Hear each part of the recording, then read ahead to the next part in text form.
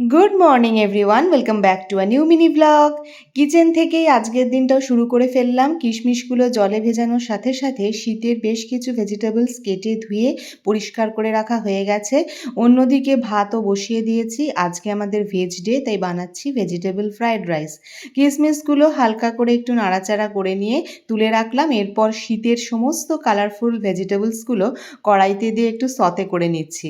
আর সমস্ত ভেজিটেবলস একসাথে কড়াইতে দেওয়ার পর কড়াইটার রূপ রং চেহারাই যেন পাল্টে গেছে। বিনসটা দিতে ভুলে গেছিলাম, তাই পরে অ্যাড করে নিলাম।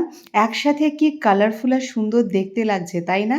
পনিরও অ্যাড করব ভাবলাম, তাই পনিরটাও কেটে নিচ্ছি।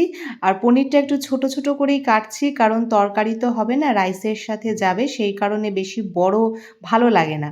তো যাই হোক, কাজকর্মের মাঝখানে এখন সেকেন্ড টাইম চাটা নিচ্ছি।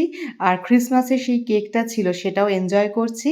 আর এই হচ্ছে আমার পনির দিয়ে ভেজিটেবল ফ্রায়েড রাইসের ফাইনাল লুক। দারুণ একটা স্মেলও আসছিল, জানো তো।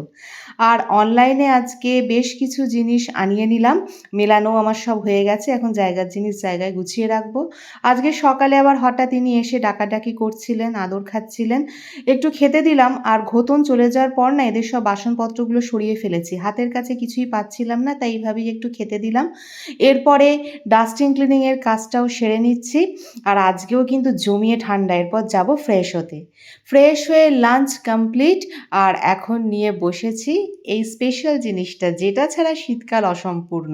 পিঠে পুলি ছাড়া কি আর শীতকাল মানায়? তবে এগুলো কিন্তু আমি নিজে হাতে বানাইনি, কোনতেও এগুলো নিয়ে এসেছিল।